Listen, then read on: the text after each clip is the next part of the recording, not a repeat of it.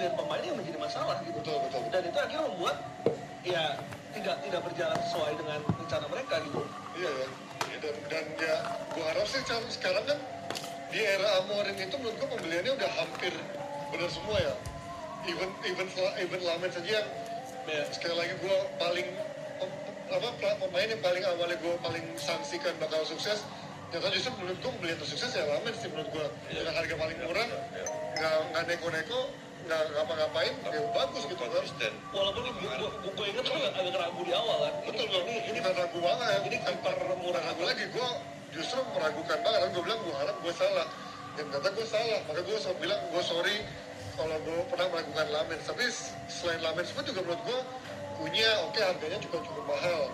Bumbu harganya juga cukup mahal. Tapi mereka semua berkontribusi gitu. Mahal itu kan nggak apa-apa, asal lu kontribusi. Nyetel sama skema pelatih. Betul. Dan artinya semua yang dibeli di eranya 1 tahun 2 tahun terakhir menurut gue bagus gitu. Menurut gue ya gue bilang bukan pembelian yang gimana-gimana, tapi dia nggak terlalu mahal juga kan. Jadi bukan pembelian yang 40, 50 juta, 60 juta yang overprice yang sangat wasting money. Jadi gue harap dengan dengan staff sekarang yang membeli strategi transfer yang sekarang juga dengan Carrick, jangan lagi tuh ada over target. Karena gue ingat dulu waktu Ole itu dianggap cara mainnya terlalu counter attack, terlalu defensif, terlalu Bruno sentris. Makanya dia pengen mencoba bermain lebih menghibur, lebih attacking, makanya beli Sancho. Terus ada ditambah Ronaldo yang isunya tiba-tiba mau dari Juve mau cabut ke City, akhirnya membuat mau nggak mau oleh nampung Ronaldo di MU. Gue nggak bilang nggak bilang Ronaldo jelek, bahkan Ronaldo menurut gue salah satu pemain yang paling kontribusi di musim itu. Cuman untuk gaya main secara keseimbangan nggak bisa, karena Cristiano bukanlah pemain yang nggak akan melakukan pressing dari awal gitu. Dan nggak bisa track back juga. Jadi akhirnya bayangin lu pemain punya Rashford, Sancho, Ronaldo. Siapa yang mau track back gitu kan? Siapa yang punya pemain untuk track back, di tengah ada Bruno gitu ya. Bruno masih mau track back, cuman pada akhirnya udah itu mengganggu keseimbangan, dan akhirnya buyar lah itu tim yang dibangun dengan tadinya skemanya Ole. Dan menurut gua Carrick harusnya dia diganggu dengan seperti itu. Jadi biarkanlah kebebasan buat dia membangun timnya. Pertanyaannya adalah apakah Carrick diberikan kebebasan seluas itu untuk bisa memilih pemain sesuai dengan sistemnya? Nah itu kita nggak tahu. Itu nggak ada yang tahu. Makanya gue harap dengan tim yang sekarang pembeliannya akan benar. At least gue bilang kasih Carrick juga suara lah untuk seperti bertahun-tahun Arteta diberikan juga vote untuk cuman dia namanya juga pelatih Katro.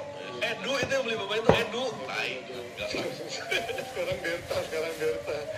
Jadi gue sih cukup puas sih dengan pembelian, dan ditambah bagaimana kita bisa melakukan kembali Mainu ke penampilan terbaiknya, karena sebelum Amorim datang pun Mainu udah ngedrop menurut gue. Pas eranya terakhir Mainu pun udah ngedrop kan. Habis dia Piala Dunia kan, Piala Dunia Piala Eropa ya yang dia masuk tuh. Itu Mainu itu udah bukan Mainu yang sama gitu. Dan di era Amorim nggak dipakai lagi, justru dia malah makin bagus. Dan Maguire pun juga sekarang udah mulai bagus lagi di bawah Carrick. The Ligt di bawah Carrick juga kemarin sempat bagus. Keren banget kan. Licha juga sama. Licha juga udah mulai bagus. Licha tuh di eranya Ten Hag udah mulai berantakan terakhir. Jadi memang even Dalot aja yang gue bilang dongo ya, masih agak dongo sih, cuman nggak Lebih mending, lebih baik. Ya nggak separah itu ternyata di bawah Carrick kan. Walaupun menurut gue dia tetap harus beli sih fullback untuk bisa gantiin Dalot di posisi utamanya. Karena sisi defensifnya menjadi masalah sih. Casemiro kan udah pasti cabut. Artinya itu juga menjadi pertanyaan siapa yang akan menggantikan Casemiro kan. Iya. Dan lu lihat Havertz dan juga si Joro kan juga belum konsisten gitu bang. Artinya di lini belakang, back sayap dan gelandang bertahan sih yang menjadi PR. Iya. Tapi striker juga sebetulnya offensive mereka memang Mbeumo dan juga punya ya mungkin karena ada pengalaman juga di IPL ya, bisa memberi kontribusi yang cepat gitu, dan memang mereka benar-benar efektif. Bahkan tadi lawan Liverpool kan di awal gue katakan Mbeumo itu sangat berbahaya ketika diberikan ruang, dan itu terjadi di satu gol itu ya, ruangnya terbuka begitu lebar, transisi begitu cepat, dan itu game plan yang memang menjadi andalannya Carrick. Dan itu nggak hanya di game itu aja, tapi di game-game sebelumnya bahkan Arsenal nggak salah golnya pun sama gitu. Itu skema yang memang cocok dengan pemain yang dimiliki. Yang kalian Sesko itu bisa digantikan dengan Kunjadi. Oke, jadi itu udah oke. Bruno Fernandes. Iya. Nah, sekarang pertanyaan gue adalah kalau lu pemain yang menjadi pelapisnya Bruno Fernandes, nggak akan dapat pemain bagus. Pemain bagus pasti nggak akan terima kalau dia nggak main tiap minggu. Nah kalau dia main tiap minggu, lu ganti siapa? Kalau lu ganti bermain dengan satu DM bisa-bisa aja. Dua attacking midfield, Bruno Fernandes sama satu lagi. Cuman masalahnya sistemnya harus dirubah lagi. Harus benar-benar lu murni DM. Murni DM, lu nggak punya sekarang. Iya, kecuali berganti mungkin. Ya, jadi memang nggak gampang. Tapi gue juga bilang, lu butuh orang pemain kreatif yang nggak dimiliki MU sekarang untuk sebagai pelapisan Bruno Fernandes. Maksudnya udah nggak bisa sih memang. Dan Evidently not. nggak gampang juga coach. Kalau Nggak gampang, pemain nomor 10 di Betul, memang nggak gampang. Itulah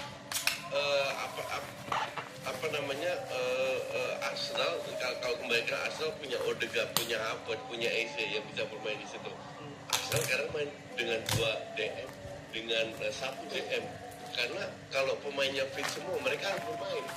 Rotasi harus ada. Kalau nggak ada rotasi, nggak ada.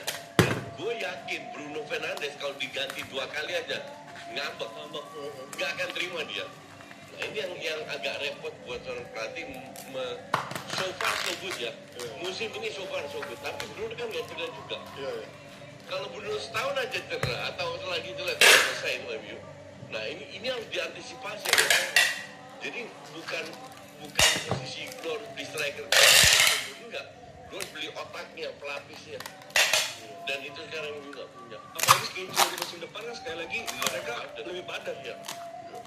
Karena kalau Liverpool Glenn lu ngerti gimana Glenn? Ini kan bukan cuma dari permainan ya, tapi ini kan melihat bagaimana dia kalah sama rival, walaupun ya kalahnya akhirnya jadi tipis ya, bukan gitu, cuman ini sesuatu yang menandakan ya Slot udah nggak bisa mengangkat motivasi pemain. Gue sih tadi kan kita sempat bahas di ATS ya, maksudnya ketika nggak 1-2 pemain aja yang off tapi hampir semua off di Liverpool musim ini, artinya menurut gue ada sistem yang salah di situ.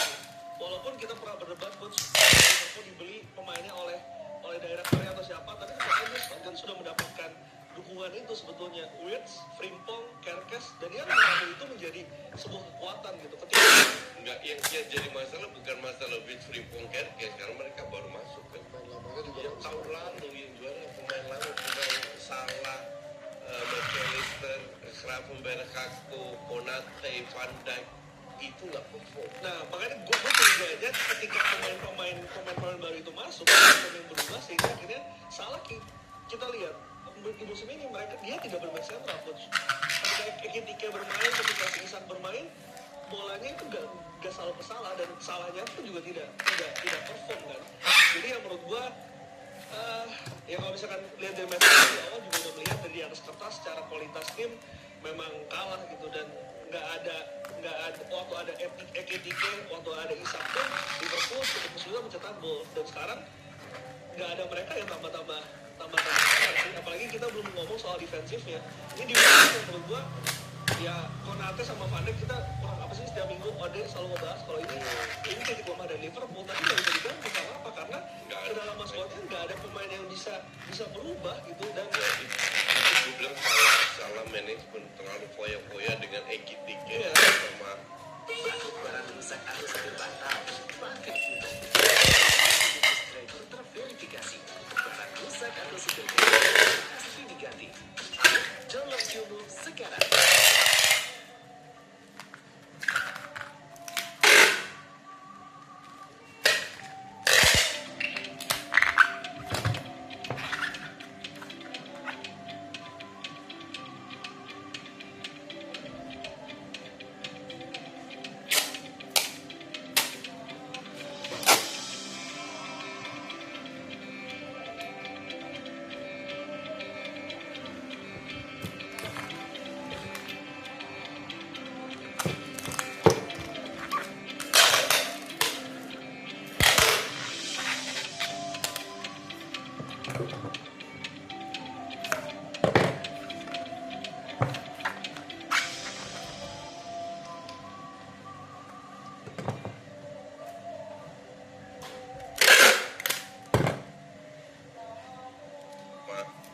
sama Isak.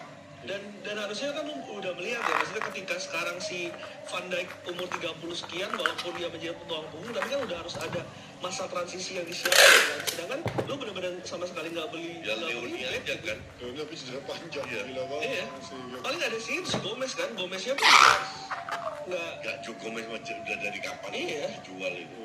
Jadi menurut gue ya lini pertahanan sih harus jadi PR.